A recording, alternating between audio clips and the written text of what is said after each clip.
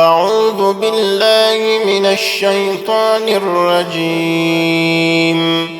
بسم الله الرحمن الرحيم.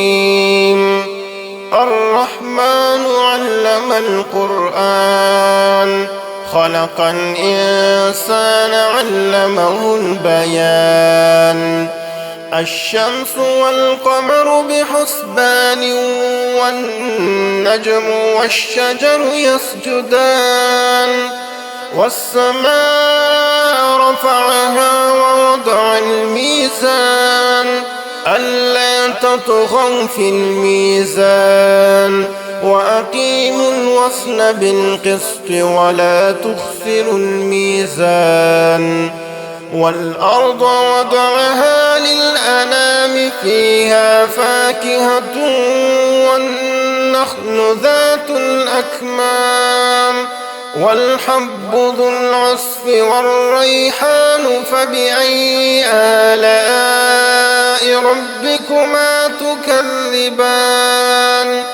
خلق الإنسان من صلصال كالفخار وخلق الجان من مارج من نار فبأي آلاء ربكما تكذبان. رب المشرقين ورب المغربين فبأي آلاء ربكما تكذبان. مرج البحرين يلتقيان بينهما برزخ لا يبغيان فبأي آلاء ربكما تكذبان. يخرج منهما اللؤلؤ والمرجان فبأي آلاء ربكما تكذبان. وله الجوار المنشآت في البحر كالأعلام فبأي آلاء ربكما تكذبان. كل من عليها فان ويبقى وجه ربك ذو الجلال والإكرام فبأي آلاء ربكما تكذبان. يسأله من في السماوات والأرض كل يوم هو في شأن فبأي آلاء ربكما تكذبان. سنفرغ لكم أيها الثقلان فبأي آلاء ربكما تكذبان.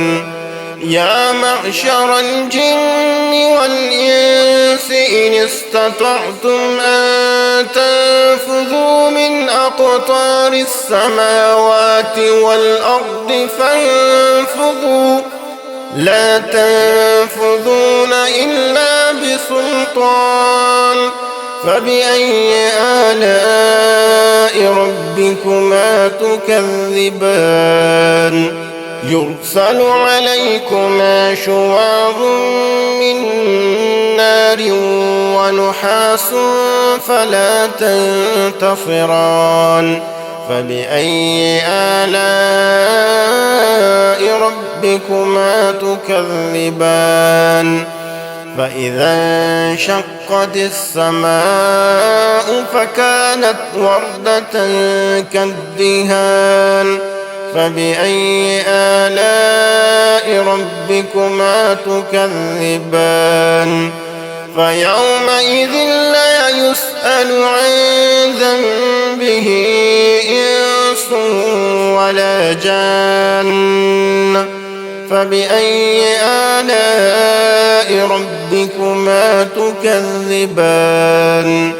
يعرف المجرمون بسيماهم فيؤخذ بالنواصي والأقدام فبأي آلاء ربكما ربكما تكذبان هذه جهنم التي يكذب بها المجرمون يطوفون بينها وبين حميم آن فبأي آلاء ربكما تكذبان ولمن خاف مقام ربه جنتان فبأي آلاء ربكما تكذبان ذواتا أفنان فبأي آلاء ربكما تكذبان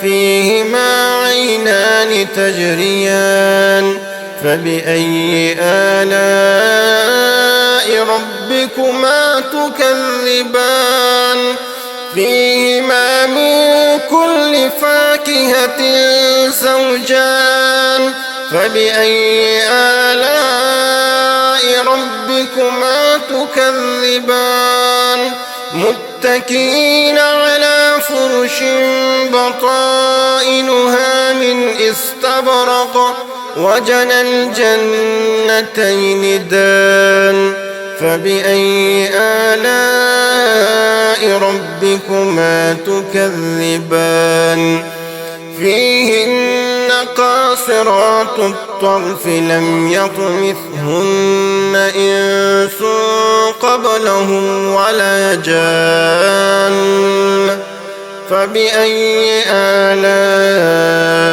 ربكما تكذبان كأنهن الياقوت والمرجان فبأي آلاء ربكما تكذبان هل جزاء الإحسان إلا الإحسان فبأي آلاء ربكما تكذبان ومن دونهما جنتان فبأي آلاء ربكما تكذبان مدهامتان فبأي آلاء ربكما تكذبان فيهما عينان نضاختان